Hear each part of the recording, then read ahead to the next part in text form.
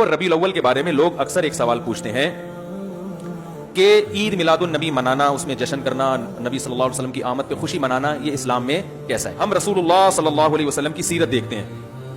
پہلی بات تو یہ کہ 12 ربیع الاول نبی کا یوم ولادت ہے، اس پر کوئی صحیح روایت موجود نہیں. اگر ہے تو بھائی کوئی دکھا دے، بھائی یہ روایت ہے، اس کے یہ راوی ہیں، سارے ثقہ راوی ہیں. ایسی کوئی روایت موجود نہیں ہے، اور اس کی وجہ یہی ہے کہ اللہ تعالیٰ نے اپنے نبی کی ولادت کے دن کو امت سے چھپا لیا ہے تاکہ اس میں خرافات، کیونکہ پچھلی امتوں نے کیا نا اپنے انبیاء کی ولادتوں کے دن کے ساتھ. لیکن اگر فرض کر لیں، لوگ بحث کرتے ہیں نہیں جی فلاں نے لکھا ہے تو فلاں نے لکھا ہے، چلو مان لیا کہ 12 ربیع الاول نبی کا یوم ولادت ہے، تو ہمیں رسول اللہ صلی اللہ علیہ وسلم کی سیرت میں یوم ولادت پہ کیا کرنا ملتا ہے؟ احادیث صحیحہ سے صحیح حدیث ہے کہ نبی صلی اللہ علیہ وسلم پیر کے دن کا روزہ رکھتے تھے. صحابہ نے پوچھا کیوں؟ آپ نے فرمایا یہ میرا یوم ولادت، پیر کو آپ پیدا ہوئے. اب دیکھو پیر کو نبی نے روزہ رکھ کے یہ بتا دیا کہ اس میں عید کا تصور نہیں ہے، کیونکہ عید اور روزہ جمع بولنا پڑے گا آپ لوگوں کو، جمع نہیں ہو سکتا. اب اس کو سیلیبریٹ نہیں کیا جا سکتا. جس دن روزہ ہو جائے گا نا، اب وہ سیلیبریٹ کرنا اس کو ممکن ہے ہی نہیں، اس میں جشن کا تصور ہی ختم ہو گیا. جو ہماری عیدیں ہیں ان میں روزہ رکھنا جائز ہے؟ عید الفطر کو کوئی روزہ رکھے؟ بولو بھائی. اگر جس دن روزہ رکھا وہ عید نہیں ہو سکتی، جو عید ہے وہ روزے کا دن. کیا خیال ہے؟ عید اور روزہ ایک دوسرے کے کیا ہیں؟ اپوزٹ. کیونکہ عید ایک خوشی کا دن ہے اور اس کو سیلیبریٹ کرنا ہے، تو سیلیبریٹ جو کیا جاتا ہے کھا پی کے کیا جاتا ہے یا بھوکا رہ کے کیا جاتا ہے؟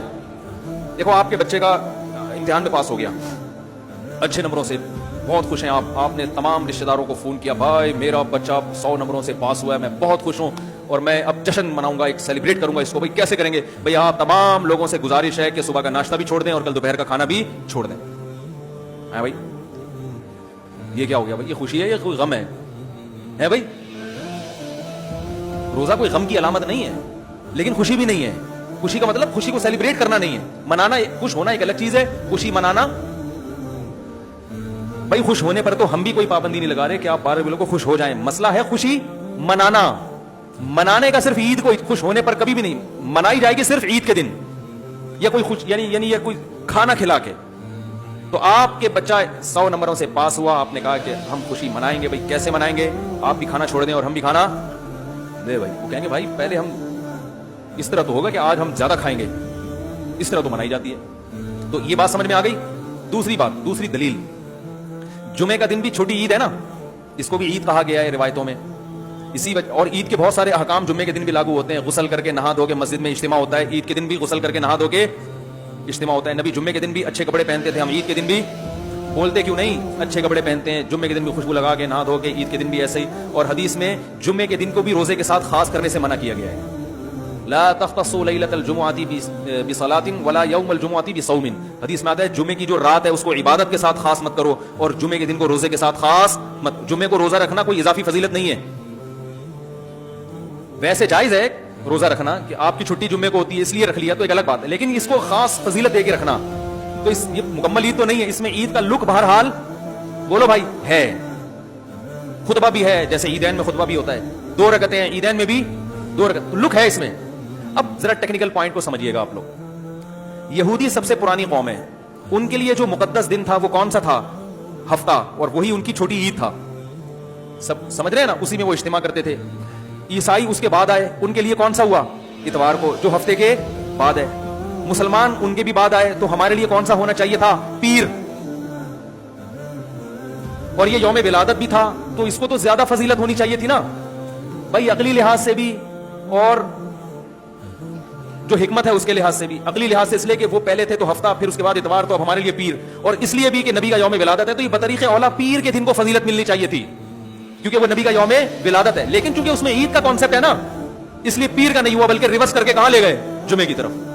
تو پیر کے دن یا نبی کے یوم ولادت سے عید کا کانسیپٹ اسلام نے کھرچ کے نکال دیا ہے. اس میں عید کا کانسیپٹ ہو ہی نہیں سکتا، اپوزٹ ہے اس کا، روزہ ہے. بات آ رہی ہے سمجھ میں؟ اس لیے 12 ربیع الاول اگر نبی کا یوم ولادت ہے بھی تو بہت کچھ بھی اگر کرنا ہے تو روزہ رکھنا، ہم تو اس کے بھی قائل نہیں ہیں روزے رکھنے کے، کیونکہ نبی نے پیر کا رکھا ہے، 12 ربیع الاول کا نہیں رکھا. لیکن اگر آپ کو کھینچ تان کے کچھ نہ کچھ ثابت کرنا ہی ہے تو آپ اس دن کو روزے کا تو قرار دے سکتے ہیں.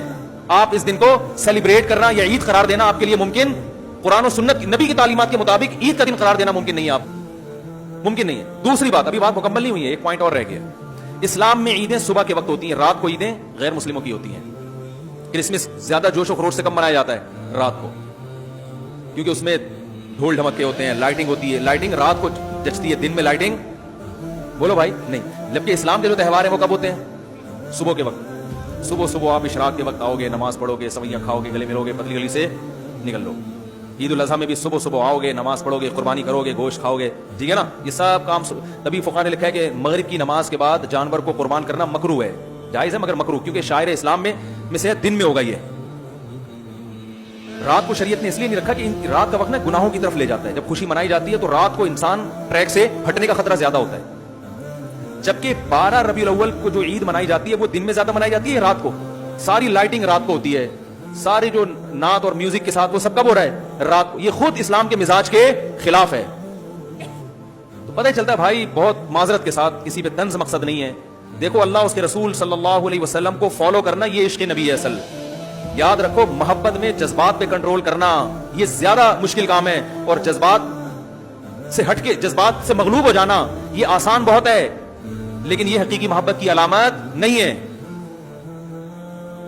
جب محبت ہو نا کسی کو تو اپنے جذبات کو حدود کے اندر رکھ کے انسان محبت کا اظہار کرے. اپنے جذبات کو غالب کر لینا نبی کا عشق ہر مسلمان کو ہے. ہر ایک کا دل چاہتا ہے یہ کرے یوں کرے نبی کی یاد میں, لیکن آپ اپنے اس جذبات پہ کنٹرول کریں. بولے بھائی رسول اللہ صلی اللہ علیہ وسلم کی جو اطاعت ہے وہ پہلے ہے, اپنے جذبات بعد میں.